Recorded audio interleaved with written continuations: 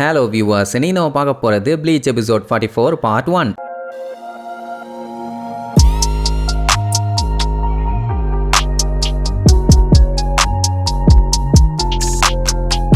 Open பண்ணா போன episode நம்ம இஷிடாவை அந்த மயூரி தேவையில்லாம வெறுப்பேத்தி விட்டான்ல. ஆமா, நேக்கு ஒன்று புரியல. இந்த மாதிரி எனிமி கூட சண்டை போட போறோம்னா வெறித்தனமா போய் சண்டை தான் போடுவாங்க. இவன் எதுக்கு தேவையில்லாம நான் அவனை அப்படித்தான் பண்ணேன், இப்படித்தான் சொரிஞ்சு ஆராய்ச்சி பண்ணேன்னு எதுக்கு வாய விடுறான்? இப்ப தேவையில்லாம அவனை ட்ரிகர் பண்ணி விட்டுட்டான். அவனுக்குமே புரியல. ஏன்னா அவன் பாடியவே மொத்தமா பேரலைஸ் பண்ணிட்டான். அப்படி இருக்கும்போது எப்படி இவனால எந்திரிச்சு நிக்க முடியுதுன்னு ஒரே ஆச்சரியம். அதுக்கப்புறம் யோசிச்சு பார்த்துட்டு எனக்கு புரிஞ்சு போச்சு, இது ரேன்சோ 10 கைம்பா. இங்க நம்மால் ஒரு சைடு சட்டையை பிரிச்சு அவன் கையை நல்லா இறுக்கி கட்டி விடுவான். சரி, பேரலைஸ் ஆன உடம்பு எப்படி இவனுக்கு ஒர்க் ஆகுதுன்னா, எண்ண முடியாத அளவுக்கு த்ரெட் பார்ட்டிகல்ஸ் அவன் பாடியில ஆக்டிவேட் ஆகி அது அசைய முடியாத அவனோட கை கால்கள்ல அட்டாச் ஆகி ஃபோர்ஸ் பண்ணி மூவ் பண்ண வைக்குது. உதாரணத்துக்கு பப்பட் மேல நூலை கட்டி கண்ட்ரோல் பண்ணுவாங்கல்ல, அந்த மாதிரி. இது ஆக்சுவலா அந்த எல்டர்லி குயின்சிஸ் எல்லாம் இருக்காங்கல்ல, அவங்க ஹாலோஸ் கூட ரொம்ப நேரம் கண்டினியூவா சண்டை பண்ணுங்கிறதுக்காகவே இந்த டெக்னிக்கை கண்டுபிடிச்சிருப்பாங்க. இதனால கையெலும்பு உடஞ்சாலோ கால் எலும்பு உடஞ்சாலோ என் கை காலே மொத்தமா கிரஷ் ஆனா கூட இந்த டெக்னிக்கை யூஸ் பண்ணி அவங்க கை காலை நார்மலா யூஸ் பண்ண முடியும். அதுவும் அவங்க பாடி கம்ப்ளீட்டா டஸ்ட் ஆகிற அளவுக்கு கண்டினியூவா சண்டை போட முடியும். சொல்ல போனா இது குயின்சிஸோட ஒரு அல்டிமேட் காம்பேக்ட் டெக்னிக்.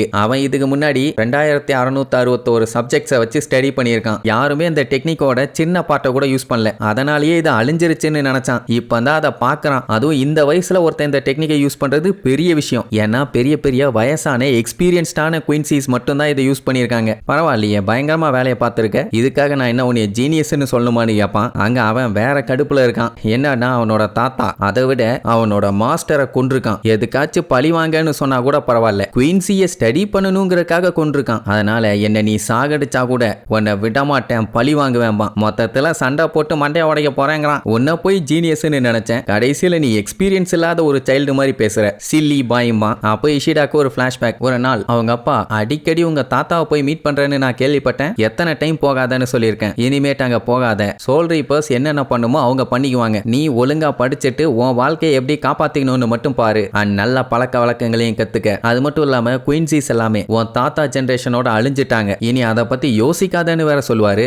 எதுக்காக குயின்சிஸ் அப்படி வெறுக்கிறாருன்னு கேட்டா அதுல எந்த ஒரு ப்ராஃபிட்டுமே இல்லாம பாரு. அதாவது அது ஒரு டேஞ்சரான லைஃப் ஸ்டைலு. அவர் ஃபேமிலிக்கு பஞ்சாயத்து வரும் தான் அவர் குயின்சியா இருக்கவே வெறுக்கிறாரு. சொல்ல போனா அவருமே ஒரு குயின்சி தான். உடனே இந்த விஷயத்த அவங்க தாத்தா கிட்ட போய் சொல்லி தேம்பி தேம்பி அழுவான். அவர் என்னடானா உங்க அப்பா சொன்னது எல்லாமே கரெக்ட் தானே, இப்ப இருக்க காலகட்டத்துக்கு குயின்சியா இருக்கிறதெல்லாம் ஈஸி இல்ல கண்ணா, ஃபேமிலி சப்போர்ட் இல்லைன்னா அது ஒரு பெரிய பஞ்சாயத்து. அதனால அவர் சொல்றதையே கேட்டு நடம்பாரு. ஆனா இஷிடாக்கு ரொம்ப கஷ்டமா இருக்கும். அழுதுகிட்டே சொல்லுவான், என்னன்னா இவன் கண்ணுக்கு ஹாலோஸ் எல்லாம் நல்லா தெரியுது, அது மட்டும் இருந்தா பரவாயில்லையே, மக்களை கண்ணா பின்னான்னு அட்டாக் பண்ணி அது கொல்லுது. சோல் ரீப்பர்ஸ் வர்றாங்க, ஆனா எல்லாத்தையுமே அவங்களால ஹேண்டில் பண்ண முடியல. இதெல்லாம் கண்ணால பார்த்துட்டு எப்படி சும்மா இருக்க முடியும்? ஹெல்ப் பண்ணணும்னு தானே தோணும். இந்த மாதிரி கொடுமையெல்லாம் நடக்குதுன்னு அவங்க அப்பாவுமே கண்ணால பார்க்க தான் செய்யறாரு. ஆனா கண்டுக்காம இருந்துடுறாராமா. அப்படி இருக்கிறது தான் ரொம்ப கஷ்டமா இருக்குது. அதனால பையன் என்ன முடிவு பண்ணிட்டான், ஸ்ட்ராங் ஆகணும், பயங்கர ஸ்ட்ராங் ஆகணும். அவர் என்ன சொன்னாலும் எனக்கு அதை பத்தி கவலை இல்ல, நான் ஒரு ஸ்ட்ராங்கான குயின்சி ஆகி எல்லாத்தையுமே ஹாலோஸ் கிட்ட இருந்து ப்ரொடெக்ட் பண்ணணும், நான் மட்டும் அதை கரெக்டா பண்ணிட்டேன்னா போதும், எங்க அப்பா கண்டிப்பா குயின்சிஸ் எல்லாத்தையுமே ஏத்துக்குவாரு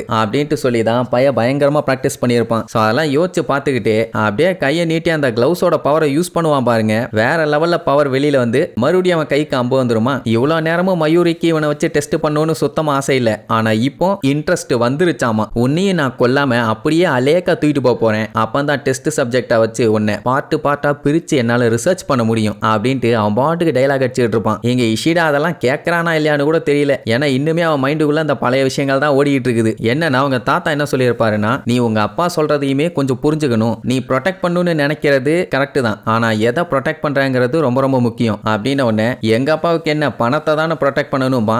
அவன் தாத்தாக்கு என்ன சொல்றதுன்னு தெரியல, ஏன்னா சின்ன பையனா இருக்கானா. அதனால காலம் வரும், அப்போ நீ எல்லாத்தையுமே புரிஞ்சுக்குவ. அந்த டைம் நீ எதை ப்ரொடெக்ட் பண்ணணும்னு உனக்கே புரிய வரும். அந்த ஒரு டைம்காக நான் இந்த கிஃப்ட்டை உனக்கு தரேன்னு சொல்லி அந்த கிளவுஸை நம்ம இஷிடாக்கு கிஃப்ட் பண்ணியிருப்பாரு. ஸோ அப்படித்தான் நம்ம பையலுக்கு அது கிடைச்சிருக்குன்னு வைங்க. இப்படி இவன் நின்று கனவு உலகத்தில் இருப்பான். ஆனா மயூரி சும்மாவா இருப்பான், டக்குன்னு காதை அப்படியே திருகி புடுங்குவான். ஏதோ கயிறு மாதிரி வரும், கார்னர்ல ஏதோ அறுவடை பண்ற கத்தி மாதிரி ஒன்று வச்சிருப்பான். அதை தூக்கி வீசி அட்டாக் பண்ணுவான். நம்ம பையலும் முடிஞ்ச அளவுக்கு அங்கன்னு ஜம்ப் பண்ணி எஸ்கேப் ஆயிட்டே இருப்பான்னு வைங்க.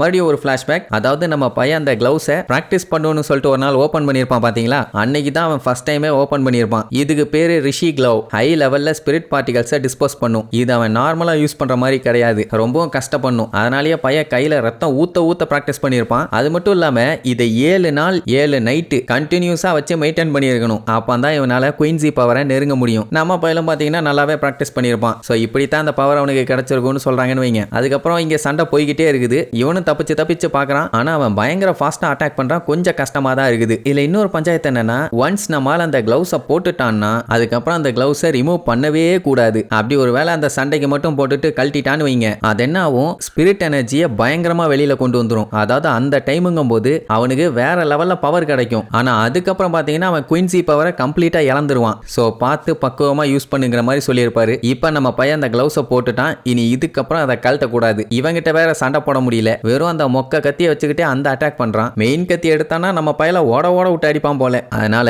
கான்பிடென்ட்டா, என்னப்பா தம்பி முடியலையா, பேசாம சரண்டர் ஆயிரு, என் கூட வேணா லேபுக்கு வந்துரு. அதுக்கு முன்னாடி உன்னை கொல்ற ஐடியா எனக்கு இல்ல, அதனாலயே பார்த்து அட்டாக் பண்ண வேண்டி இருக்குது. ஓகேவாப்பா. இஷிடா ஒரு வார்த்தை பேச மாட்டான். அப்ப மறுபடியும் அவன் தாத்தா சொன்னது அவன் மைண்ட்ல ஓடும். அதாவது ஒரு நாள் உங்க அப்பாவோட ஃபீலிங்ஸை நீ புரிஞ்சுக்குவ. அன்னைக்கு நீ உண்மையா எதை ப்ரொடெக்ட் பண்ணுங்கிறதும் உனக்கு தெரியும். அப்பவும் நீ குயின்சியா இருக்கணும்னு ஆசைப்பட்டீன்னா நீ தாராளமா இருந்துக்கலாம் அப்படின்னு இருப்பாரு. இதை யோசிச்சுக்கிட்டே அட்டாக் பண்ணிட்டு இருப்பானா, அதுக்குள்ள அவன் அட்டாக் பண்ணிடுவான். ஆக்சுவலா இந்த மாதிரி டைம்ல எல்லாம் உன் மேல நம்பிக்கை வச்சு நீ சண்டை போடணும். நேரம் வரும்போது அந்த கிளவுஸோட பவரை யூஸ் பண்ணணும். ஆனா கடைசியா ஒண்ணு, நீ அந்த கிளவுஸை போட்டுட்டீன்னா அதை திருப்பி கழட்டக்கூடாது அப்படின்னு அவர் திருப்பி சொல்லியிருப்பாரு. இதெல்லாம் யோசிச்சு பார்த்துக்கிட்டே பைய கஷ்டப்பட்டு அவன் அட்டாக்ல தப்பிச்சிருப்பான். இப்ப மயூரிக்கு என்னன்னா, நம்மளால ஈஸியாவே கொல்லாம அவனால கொண்டு போக முடியும். ஆனா அதுக்கு நீ கண்டிப்பா தாங்க முடியாத வலியை அனுபவிக்கிற மாதிரி இருக்கும். பேசாம வந்துட்டீங்கன்னா அந்த பஞ்சாயத்து எதுவுமே இல்ல, அலேக்க கூட்டு போவேன். எப்படியே நீ கேட்க மாட்டேன்னு எனக்கு தெரியும். நான் வேணா என்கிட்ட இருக்க ஏகப்பட்ட மெத்தட்ல ஒன்னு வேணா பண்ணி காட்டட்டுமா அப்படிங்கிற மாதிரி சொல்லிட்டு அட்டாக் பண்ண வருவான். அந்த டைம் இஷிடா அவன் மைண்டுக்குள்ள,